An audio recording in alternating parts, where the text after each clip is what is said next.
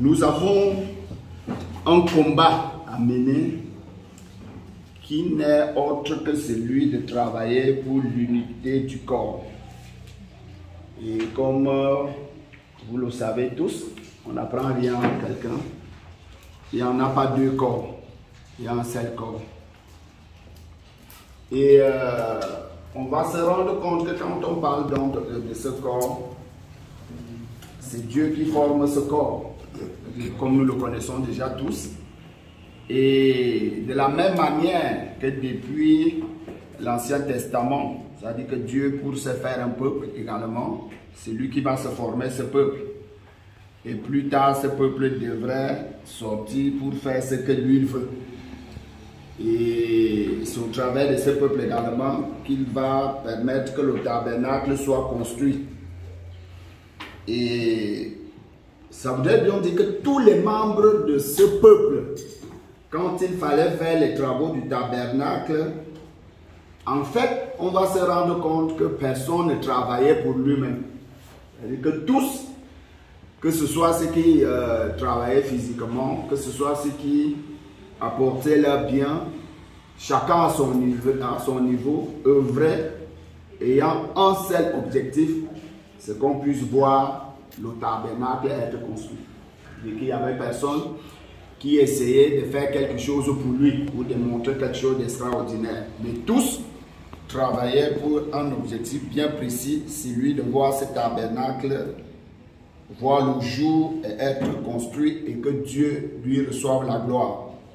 Or, nous aussi ayant été sauvés, Dieu formant son corps, nous travaillons également dans l'église, chacun pour sa part.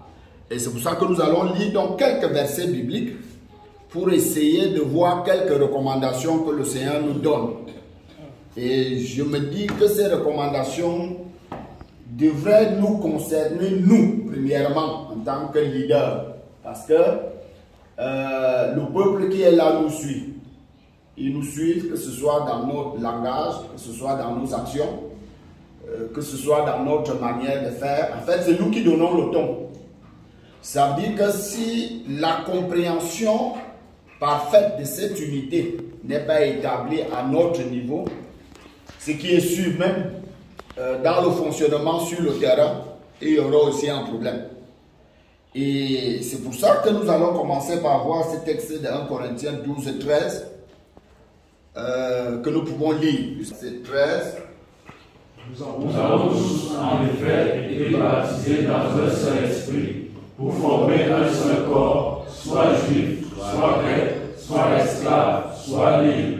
Et nous avons tous été abreuvés d'un seul esprit. Quand on lit ce texte que nous connaissons, première des choses, on se rend compte, il dit nous avons tous en effet été baptisés dans un seul esprit. Donc nous avons été, ça veut dire que ça ne dépend pas de notre, ça n'a pas dépendu de notre choix, de notre volonté ou de nos capacités, mais c'est Dieu qui a permis que cela soit réalisé. Or il dit, le but donc pour lequel nous avons été baptisés par un même esprit, c'était pour former un seul corps.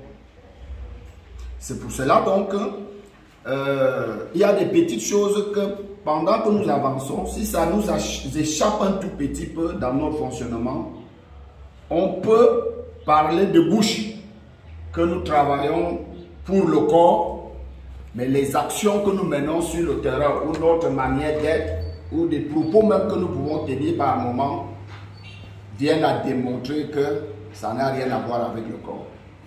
C'est pour ça, quand il dit soit juif, soit grec, soit esclave, soit libre, et nous pouvons nous rendre compte aujourd'hui que nous, étant à l'église, étant membres du bureau de la coordination nationale, nous avons les coordonnateurs de district, nous avons les chefs de département, les conseillers.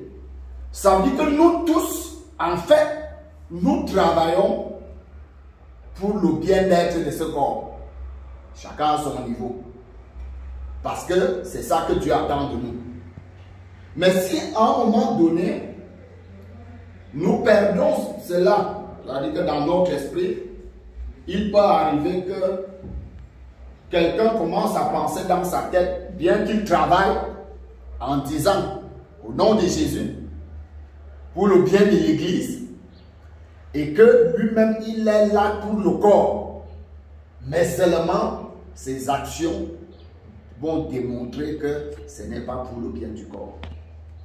Ça veut dire donc dire quoi? En temps normal, chacun, selon la grâce qui lui a été donnée dans le fonctionnement du corps, devrait avoir cela dans l'exercice de ses fonctions. Et ça devrait être constamment et permanemment présent dans son esprit, qu'en fait, dans tout ce que je suis appelé à faire, c'est pour le corps. Pourquoi? Parce que en tant que membre du corps, on peut se rendre compte que chacun d'entre nous, certainement, va occuper une fonction particulière selon ce que Dieu a voulu. C'est pour ça que 1 Corinthiens 12, 27, il dit, vous êtes le corps de Christ, vous êtes ses membres, chacun pour sa part. Donc c'est un état. Et il dit chacun pour sa part. Ça veut dire que chacun de nous a une part dans cette affaire. Chacun d'entre nous a des actions qu'il a appelées à mener, mais seulement une fois de plus, ces actions, il faut qu'on voie qu'elles sont menées non pour le bien d'une petite partie, mais pour le bien de tout le corps. Vous savez, c'est pour ça que depuis longtemps, et parfois quand je partage avec plusieurs frères, et même quand même ce qui nous est arrivé, dont nous connaissons tous, certaines choses avaient commencé à se soulever, j'avais toujours un problème. C'est-à-dire quand on veut faire la séparation entre le bureau Afrique, la coordination nationale, je me demande, attends, nous sommes finalement dans quoi? Puisque c'est dans la même église. Mais chacun fonctionne selon l'emploi ou la part qui lui a été donnée. Mais nous fonctionnons tous pour le bien de l'église. C'est pour ça que pour moi, je trouve mal que j'entende quelqu'un dire que non, nous de l'Afrique, nous de la coordination nationale, ou que un coordonnateur de district dit que nous, dans notre district, ou un pasteur d'assemblée qui va se lever et dire que nous, dans notre assemblée, ça veut dire qu'il y a un problème. En fait, on devrait comprendre que si je suis pasteur d'assemblée, si je suis coordonnateur de district, si je suis, en fait, je ne suis que dans la petite part que Dieu m'a donnée dans le grand corps. Et que dans ce grand corps, je ne travaille pas pour mon propre bien.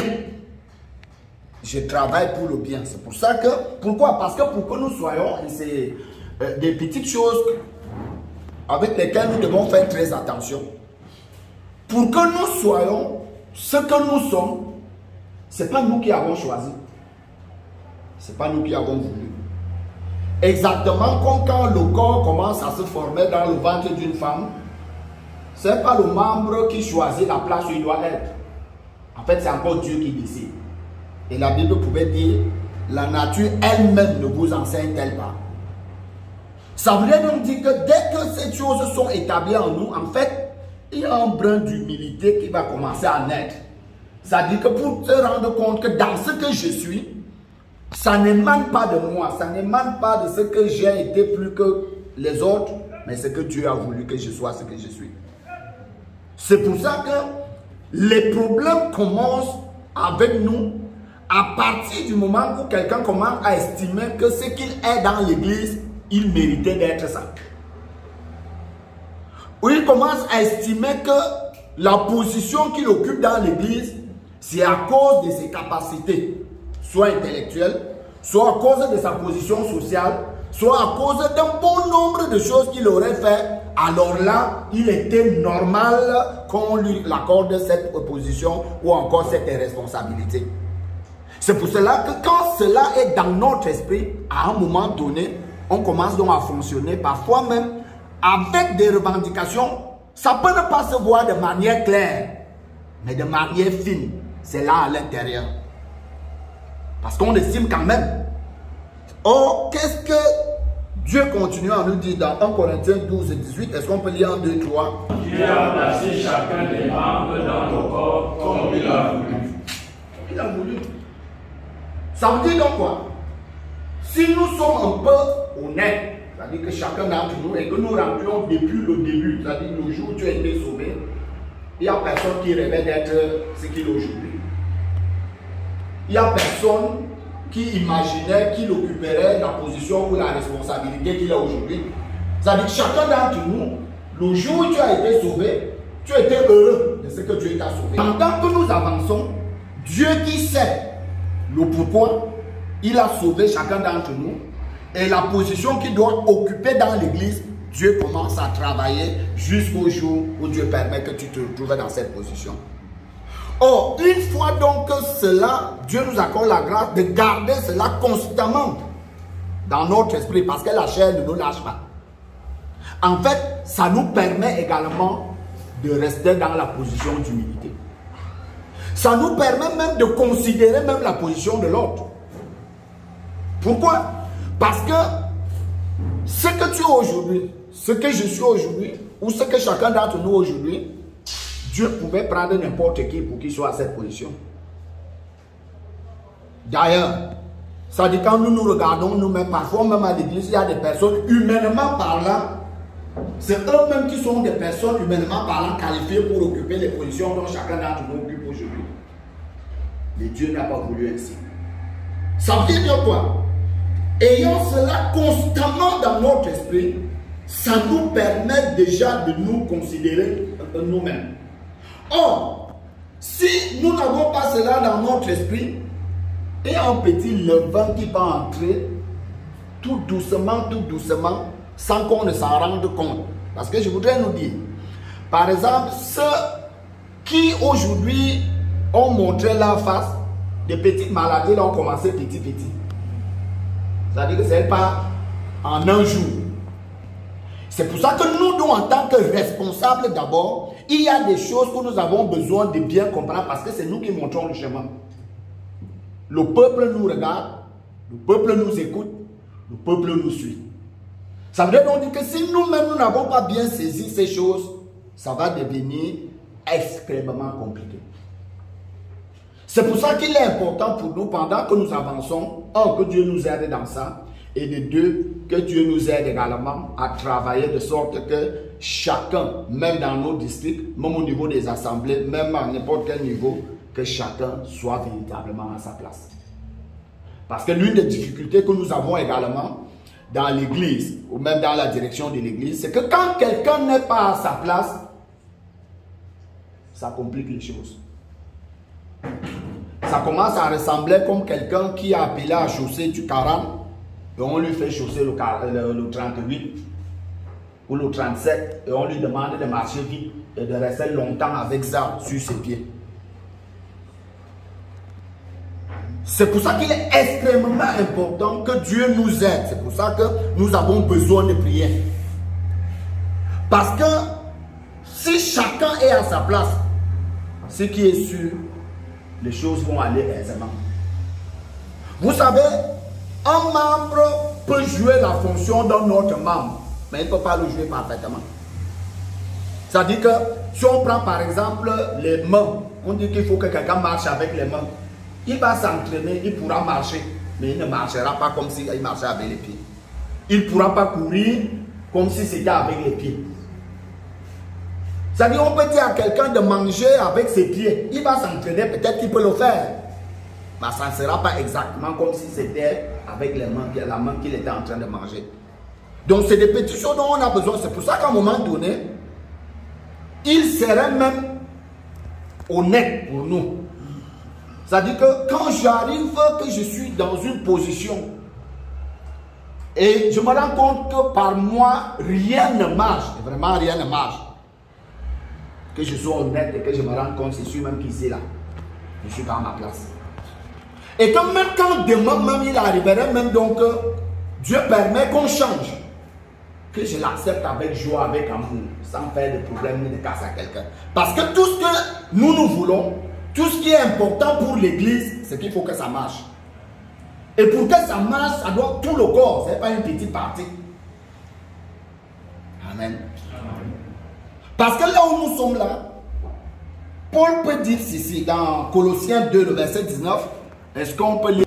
Sans s'attacher au chef, dont tout le corps, assisté et solidement assemblé par des nourritures et des liens, tire l'embrassement que Dieu donne. Le corps assisté et solidement assemblé. Amen. Pas les jointures de lui. Donc il faut qu'on voit cette solidité au milieu de nous. C'est pour ça qu'à un moment donné, il y a des choses et des paroles que je dirais qu'on ne devrait pas entendre au milieu de nous. Je prends le cas, aujourd'hui avec le document 4 et la compréhension que Dieu nous donne pendant que nous avançons, on a le ministère d'autorité, on a le ministère des services, n'est-ce pas? Alors on ne peut pas arriver quelque part, on trouve quelqu'un qui dit que non, c'est moi le ministère d'autorité, vous les services là, vous n'êtes rien. Ou on arrive, l'autre des services dit que non, c'est nous ici là. En fait, chacun d'entre nous est ce que Dieu a voulu qu'il soit. Parce que la preuve, Dieu a bien voulu que les hommes occupent le ministère d'autorité, n'est-ce pas? Bon, pour naître homme, est-ce que tu as décidé, tu as choisi? Qui de nous a choisi ici pour être homme? Ça veut dire que Dieu pouvait décider que tu naisses femme et que tu sois disqualifié depuis ta naissance. C'est vrai ou c'est faux? Mais Dieu ne l'a pas fait un peu. Or, quand nous nous rendons donc compte que pour qu'il y ait donc cette solidité, cette assemblée et que ce soit fort, il faudrait donc que chacun des gens puisse rendre grâce à Dieu pour ce qu'il est et pour ce que son frère ou sa sœur est. Amen. Si Dieu nous aide à comprendre, en fait, on va respecter même la grâce qui est chez l'autre et on va évoluer ensemble. Et comme le dit le doyen dans son service, nous sommes que des facilitateurs. C'est pour ça qu'il dit donc que même la force que nous avons, en fait nous tous, nous tirons notre accroissement de Dieu. Et qui donne? C'est Dieu.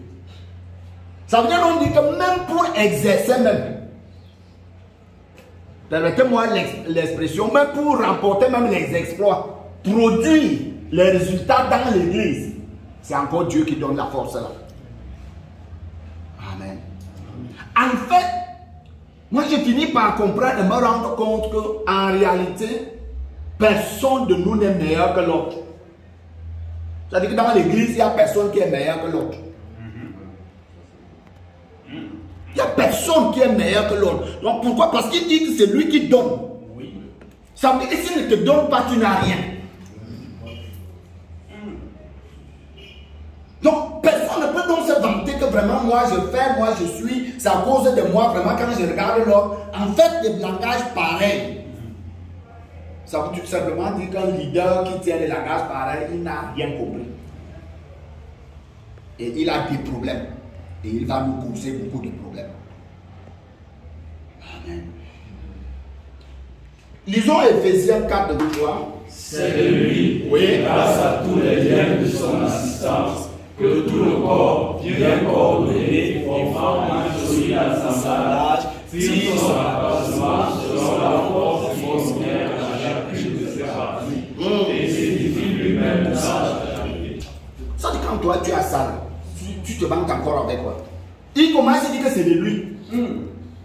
C'est pas de toi, c'est pas de moi, c'est de lui. Et grâce à tous les liens de son assistance. Ça veut dire que si Dieu ne t'assiste pas dans l'exercice de tes fonctions, tu ne t'en sors pas.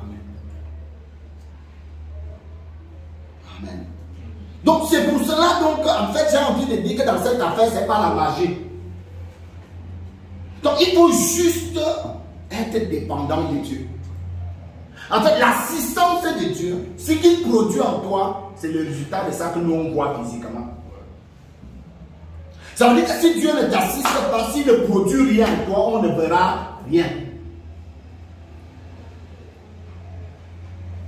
Il dit que tout le corps, bien coordonné et formant un solide assemblage, tire son accroissement. Vous savez bien aimé, là où nous sommes là, ce ne sera pas une joie de voir un district qui évolue et un autre district qui n'évolue pas. En fait, notre croissance devrait être de voir tous les districts qui évoluent. Nous devons voir toutes les assemblées qui sont en train d'évoluer. Parce que tout le corps doit grandir. C'est vrai ou c'est faux? Donc on ne peut donc pas se limiter. C'est pour cela qu'en temps normal, on ne peut pas fonctionner dans nous sommes deux. Ça, c'est des langages qui ne devraient pas exister au milieu de nous. On parle de tout le corps qui doit grandir ensemble. Ça veut dire quoi? Si Dieu m'a donné par exemple la responsabilité d'être le coordonnateur du district de l'Ouest, par exemple, et que je vois le district qui vit, tout marche et autres, et quand je vais aller jeter le regard par exemple au niveau du district de Lamofou en Kono, rien ne bouge là-bas, je devrais être en peine. Parce que c'est une partie de moi qui souffre. C'est vrai ou c'est faux? Ça dit que je devrais être en peine. Donc je ne peux pas me réjouir quand je dis vraiment, heureusement que chez nous, vraiment tout va bien, et autre, vraiment là-bas, je ne comprends pas. Ça devient une préoccupation pour moi. Et ça devient des sujets de prière pour moi. Et ça devrait être idem pour tous les districts. Si on a cette compréhension. Idem pour les départements. Parce que nous voulons voir tout fonctionner. Amen. Parce qu'on parle du corps. Ça dit que je suis de la communication et je vois le protocole par exemple qui bat de l'aile. Je dis, ah, c'est leur affaire là-bas. Quand on les dit, ils ne comprennent pas. Mais ils vont voir. Ça veut dire qu'il y a un problème. Amen. Amen. Donc notre lutte, notre combat en tant que leader, en tant que membre du bureau de la coordination nationale, c'est de travailler pour voir cette unité visible dans toute l'église. Et cela doit se ressentir dans nos langages, dans nos paroles, dans les discours, même quand nous enseignons, dans nos prises de parole. Qu'on sente en nous que nous ne parlons pas de l'église comme étant une petite portion dont nous sommes, mais qu'on parle de l'église en général. Amen. Je nous assure, si Dieu nous aide d'avoir cette petite compréhension qui parfois nous échappe, on va faire beaucoup de choses. Amen. Amen. C'est pour cela que vous allez vous rendre compte que même en matière de... Vous avez vu par exemple l'année passée, Dieu commençant à nous travailler dans ce sens, il y a des choses on va les voir tout à l'heure pendant les rapports qu'on a mis sur pied, par exemple en matière de loyers, où désormais les loyers devraient être payés par la coordination nationale. Ça fait quoi? Aussi, tous les coordonnateurs de district ont compris dans où nous sommes en train de partir. Ça veut dire que la première des choses qu'ils vont faire, c'est que toutes les contributions qui sont données vont travailler pour ça et tout faire pour qu'il y ait une remontée suffisante au niveau de la coordination nationale. Ça fait qu'on va arriver au niveau, il n'y a aucune assemblée qui souffre que nous n'ont pas payé le loyer. Parce que je ne sais pas, humainement parlant, si toi tu peux être fier que tu dors chez toi tranquillement et bien, entre-temps ton frère, même père, même mère dort dehors. Tu seras fier. On lui a jeté dehors parce qu'il n'a pas payé le loyer.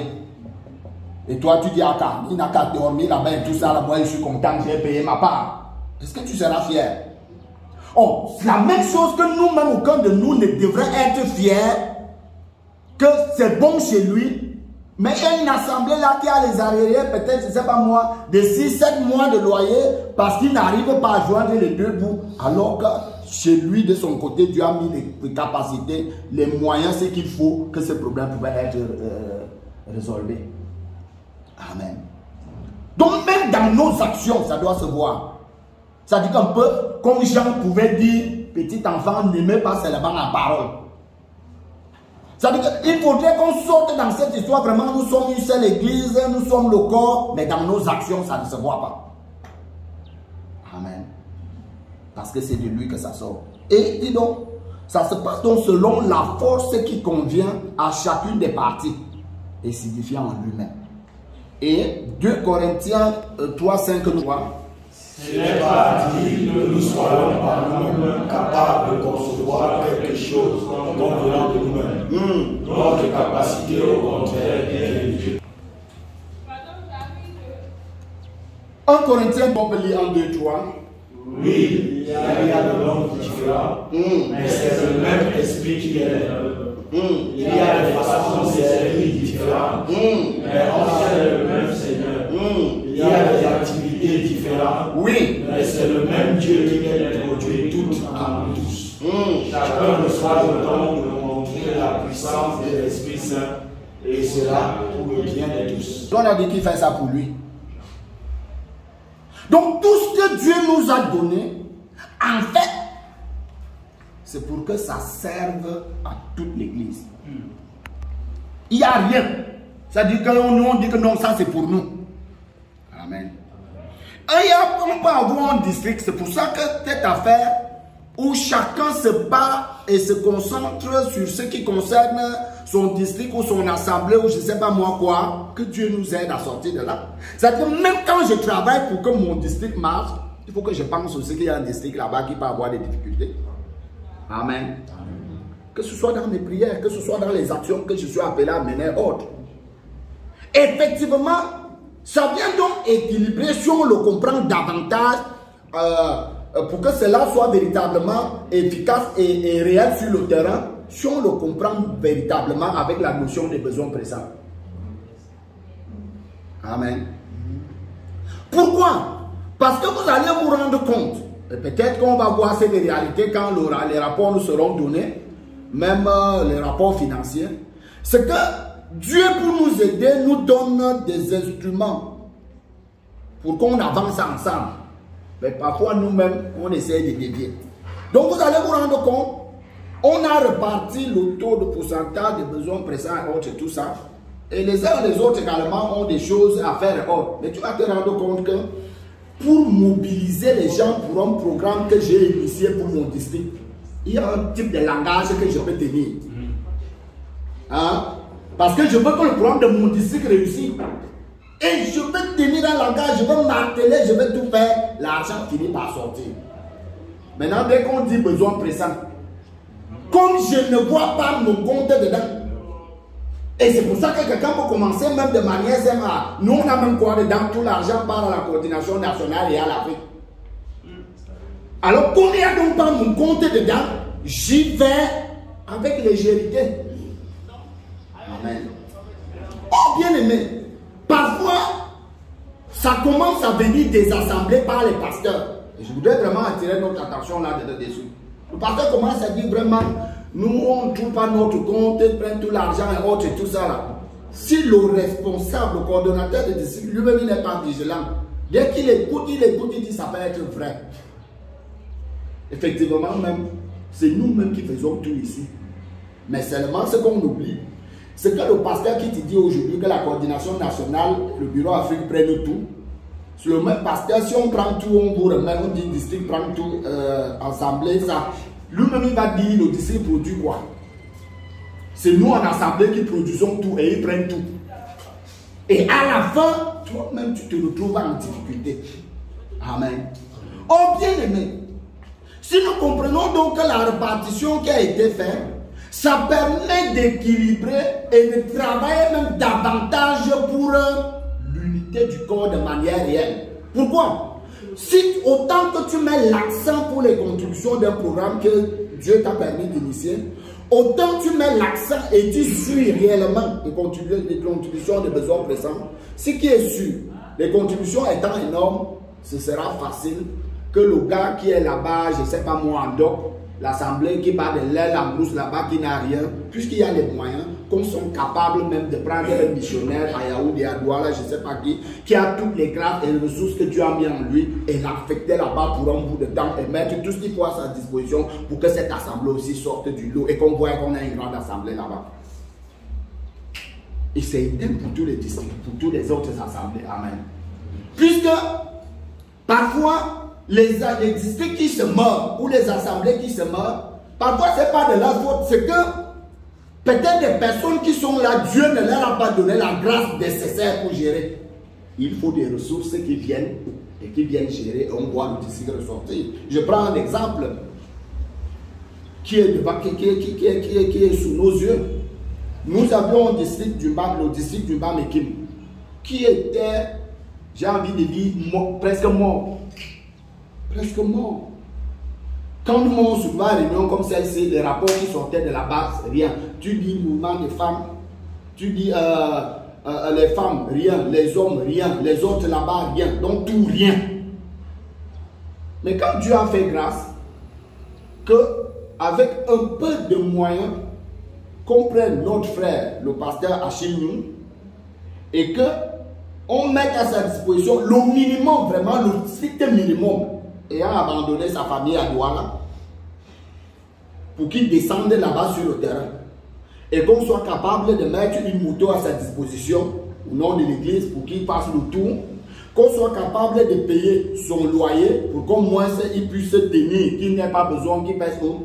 Mais aujourd'hui, on a les résultats qui nous viennent de ces districts. On a les fruits qui nous viennent de ces districts. Et nous tous, nous sommes heureux. C'est-à-dire aujourd'hui, quand tu entends le rapport qui vient là-bas, tu es heureux, tu n'es pas heureux. Oh, c'est ça qui devrait être dans notre esprit.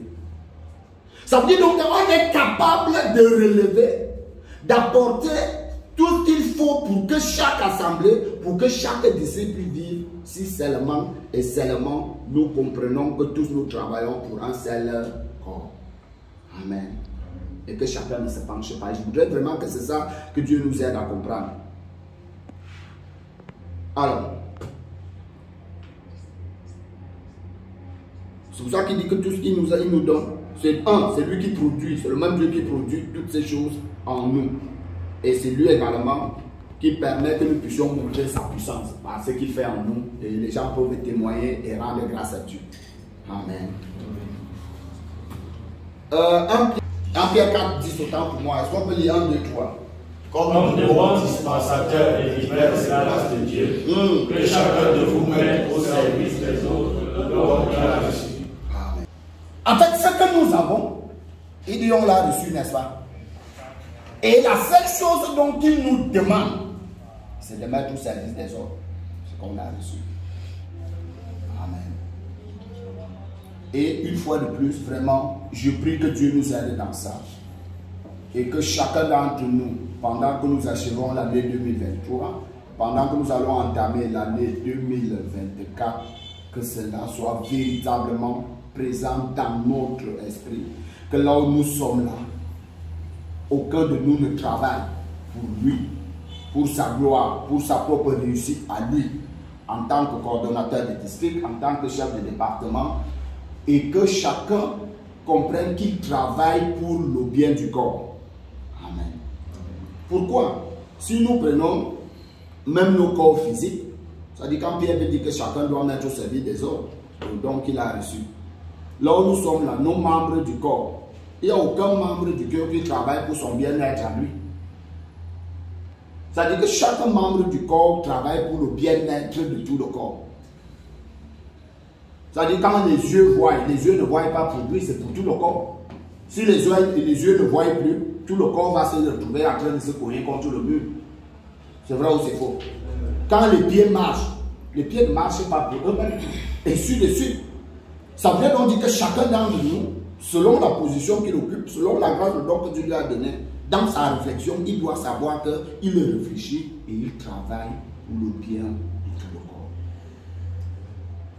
Amen. Et ça va nous aider beaucoup. C'est pour ça qu'il dit, en effet, qu'est-ce qui te rend supérieur aux autres? Tout ce que tu as, c'est Dieu qui te l'a donné, n'est-ce pas? Et si tu l'as reçu, pourquoi te vanter comme si tu ne l'avais pas reçu? Vous savez, même dans tous nos enseignements, surtout nous qui avons le ministère d'autorité qui enseignons, ça c'est des choses que nous m'avons dit. Mais il est important que ce soit commence à être appliqué en nous. Qu'on le comprenne. Et pour finir, donc, on va lire ce texte de Ephésiens 4, verset 1 ensemble, 1, 2, 3. Voici ce que je vous demande à ma force. Moi qui suis prisonnier pour le Seigneur, vivez en accord avec l'appel que vous avez reçu de lui. Soyez simples, doux et patients. Supportez-vous les uns les autres avec amour. Cherchez toujours à rester unis par l'Esprit Saint. C'est lui qui vous unit en faisant la paix entre vous.